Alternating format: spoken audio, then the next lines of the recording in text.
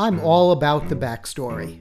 For me, that is what makes an attraction come alive, and what separates the Disney parks from all the other brightly painted, tubular steel, roller coaster obsessed, soulless theme parks that are scattered across America.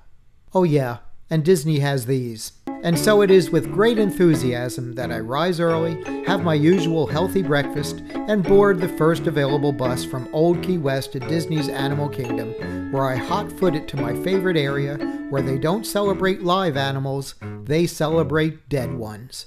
The much maligned Chester and Hester's Dinorama.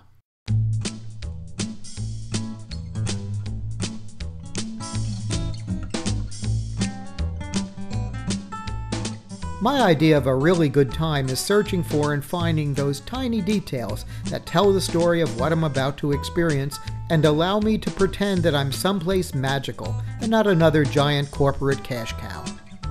And boy, is this place steeped in those details. The idea is that this is a roadside attraction built by Chester and Hester to capitalize on the finding of dinosaur fossils in the area.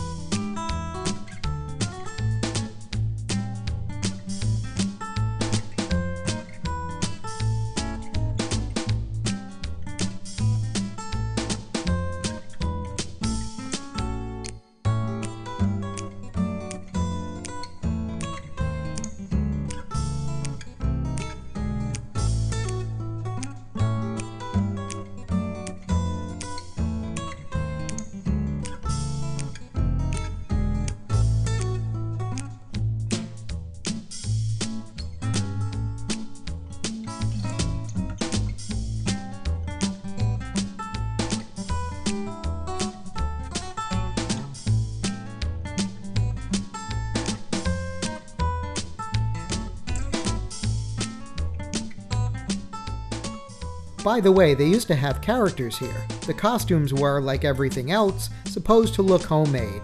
The problem was that many guests didn't get why they looked so cheesy, so they were dropped. There also used to be these old cars. If you looked inside, you saw 60s era McDonald's bags and wrappers.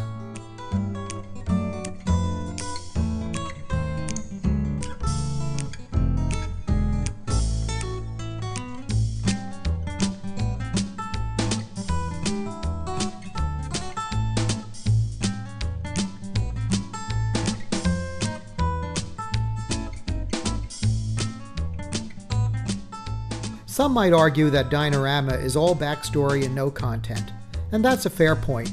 But what I really love about this area is how it reminds me of those roadside attractions we used to visit in my dad's old Galaxy convertible. Huh, his dad never even owned a Galaxy convertible. We'll be right back. Greasy hair tonics drive gals away. Alcoholic tonics make hair like hay. I get wild root cream oil, Charlie. It keeps your hair in trim. You see, it's non-alcoholic, Charlie. It's made with soothing lanolin. I get wild root right away. In bottles or handy tubes. And remember, the new large size saves you money.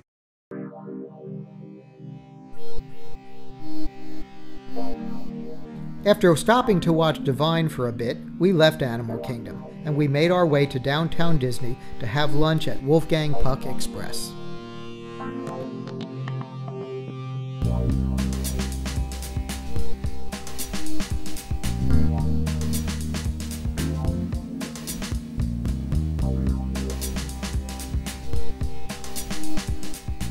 This is one of our favorite places to eat at the world. It's casual dining. You order at a counter, and they bring the food to your table, and it's one of the best values here. You get sit-down food at counter service prices, and the last I checked, it counted as a quick service restaurant in the Disney dining plan.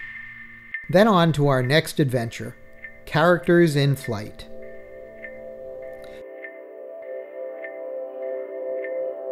In case you don't know, Characters in Flight is a tethered helium balloon that takes you up a few hundred feet above Walt Disney World.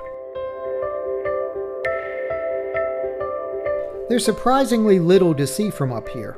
You do get a nice view of downtown Disney, and if you use your imagination, you can barely make out the top of Spaceship Earth. The big takeaway is how much of Walt Disney World is still woods. That's about it for this episode. Thanks for watching. The opinions expressed herein are not necessarily those of Mouse Planet. In fact, they're probably not. Oh, and I think perhaps I found Chester.